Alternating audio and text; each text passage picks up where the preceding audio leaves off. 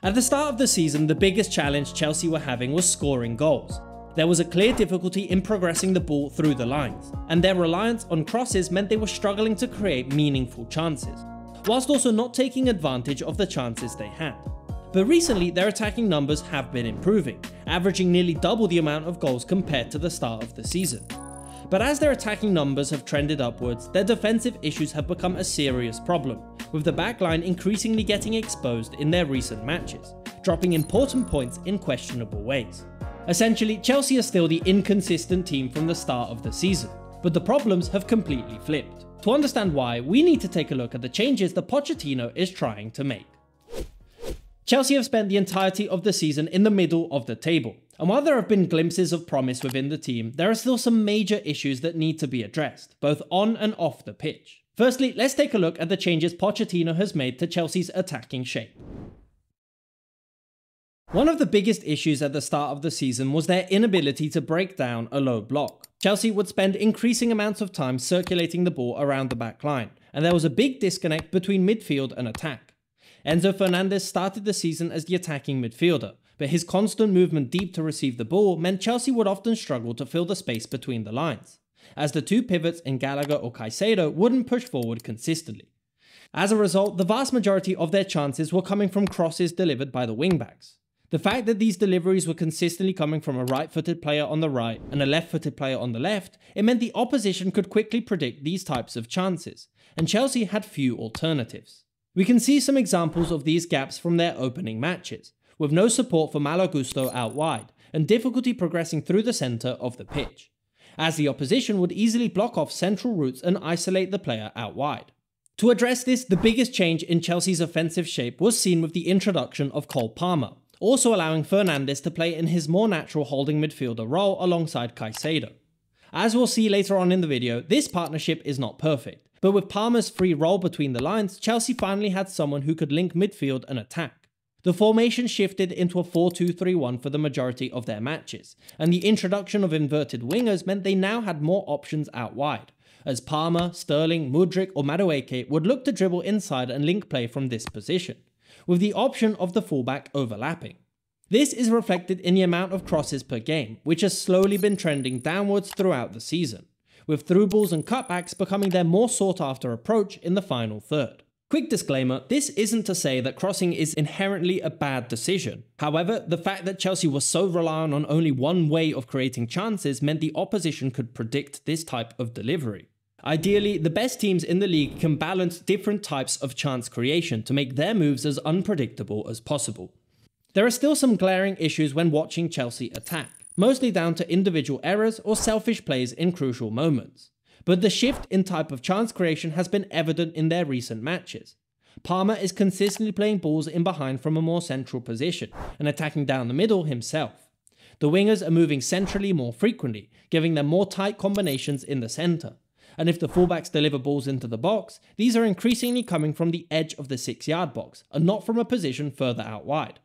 One interesting aspect of this Chelsea team is how arguably some of their best games this season have been played against the top 6. This is because, in my opinion, they're a team that are much more dangerous in open space, and so against teams that press high up the pitch and leave a lot of space in behind, they have the players that can exploit this. While Jackson may not be the best finisher and lacks a clinical edge in the box, his hold-up play and link-up play is a key part of how Chelsea look to move up the pitch, often being the target for balls over the top to knock down between the lines. In the lead up to the penalty against Man United, we can see the crucial role Jackson plays by dropping deep and finding a player with space to push forward. But Chelsea can often get caught out at the back from more active build positions. As they switch to a back three early on, it often means they don't fully take advantage of the goalkeeper as the extra player.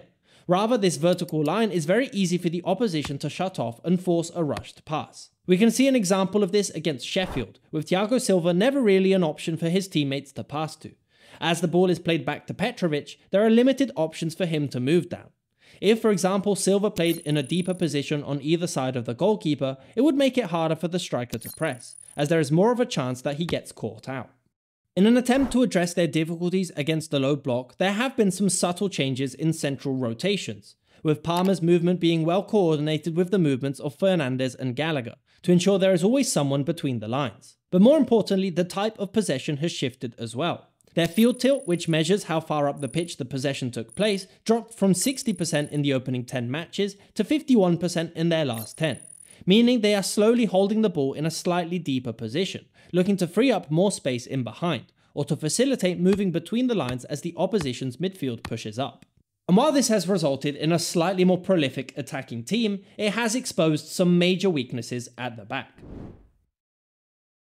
Chelsea do give away the ball cheaply when in possession, and with Fernandes rotating forward to add support to the attack, it leaves a lot of space at the back. When successful, both Fernandes and Caicedo can provide dangerous plays into the final third. But time and time again, these two players have committed simple mistakes in possession that mean Chelsea lose the ball in this area, and the defensive block of 5 is not quick enough and organised enough to stop the opposition gaining control of the ball.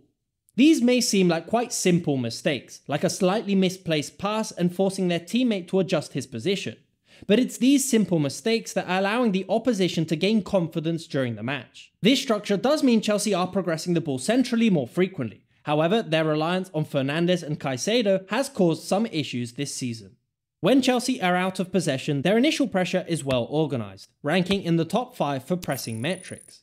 However, when Chelsea drop into their defensive shape, often resembling a 4-2-4, Caicedo and Enzo are consistently getting stretched apart and struggling to cover all the ground necessary to filter any dangerous passes through the middle. Teams will often move the ball from flank to flank, and these switches leave big gaps for the opposition to exploit.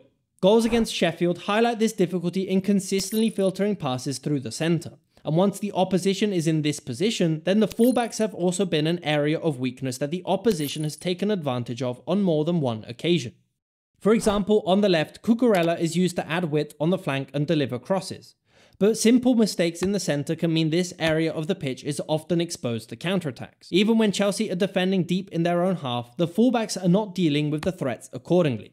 Whether it's by letting passes go through the half spaces in behind, or not effectively doubling up on the back post, an area Chelsea have conceded far too many goals from, as the whole team seems to be attracted to the side of the pitch with the ball, leaving the back post consistently exposed to overloads that the opposition have certainly been taking advantage of.